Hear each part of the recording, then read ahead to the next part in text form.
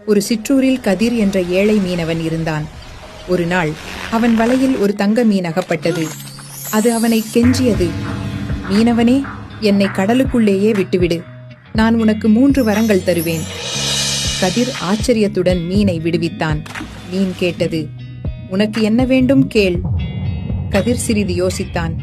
அவனுக்கு வீடு வேண்டும், நிறைய பணம் வேண்டும் என்று யோசித்தான். ஆனால் திடீரென்று கிராமத்தில் உள்ள மற்ற ஏழைகளின் ஞாபகம் வந்தது. மீனே, எனக்கு வரங்கள் வேண்டாம். ஆனால் என் கிராமத்தில் உள்ள எல்லா ஏழைகளுக்கும் நல்ல ஒரு வாழ்க்கை கிடைக்க வேண்டும். அவர்களின் பசி தீர வேண்டும் என்றான்.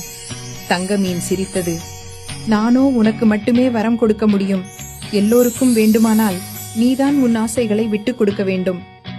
கதிர் தயங்காமல், அப்படியானால் என் வரத்தை நான் என் கிராமத்துக்காக தியாகம் செய்கிறேன் என்றான்.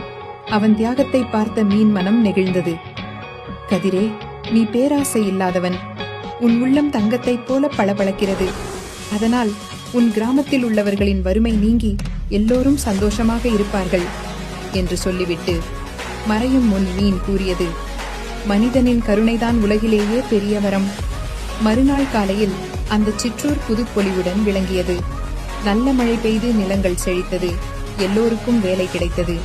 கதிரோ என்றும் போல தன் பழைய படகில் மீன் பிடிக்க கடலுக்குச் சென்றான். அவன் மனதில் நிம்மதியும் மகிழ்ச்சியும் நிறைந்திருந்தது.